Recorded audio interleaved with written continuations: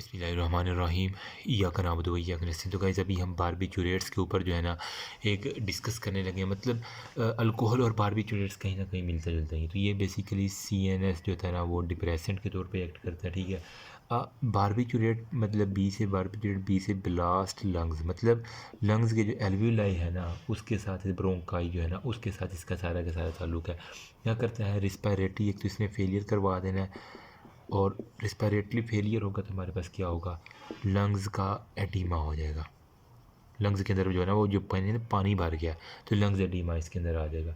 अब इसके अंदर क्या होता है, एटेक्सिक गेट हो जाते हैं बेसिकली, एटेक्सिक गेट आपने।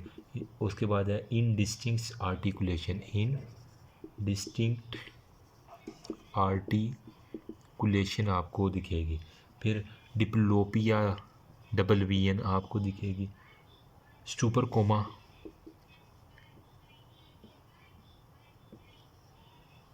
के अंदर जाएगा। फिर पल्स जो है ना वो बड़ी स्लो होगी, स्लोनेस ऑफ द पल्स होगी। रिस्पायरेशन जो है ना वो रैपिड होगी।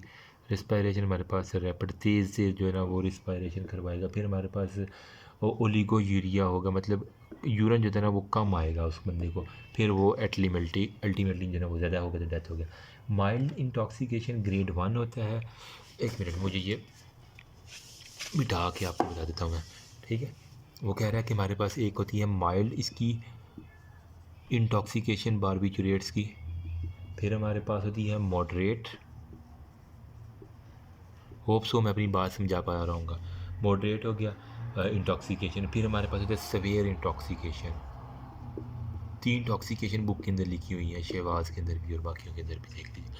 मॉडरेट इंटॉक्सिकेशन के अंदर बेसिकली क्या होता है, इसको हम कहते हैं ग्रेड 1 इंटॉक्सिकेशन, इसको ग्रेड 2 इंटॉक्सिकेशन, इसको ग्रेड 3 इंटॉक्सिकेशन कहते हैं। अब जो ग्रेड 1 है ना इसके अंदर क्या होता है, ड्रोजीनेस एंड स्लीपी बंदा होता है। एक हमारे पास ड्रोजीनेस होगी और हमारे पास स्लीपी जो है ना वो आपको बंदा दिखेगा। फिर क्या होगा, उसको जो है ना वो अगर जगाना हो ना आपने तो उसको बहुत लाउडली आपको ना उसको हिला के जगाना पड़ता है, उठो यार उठो उठो। ये सारे का सारा जो है ना वो माइल्ड इंटॉक्सिकेशन के अंदर आ जाता है।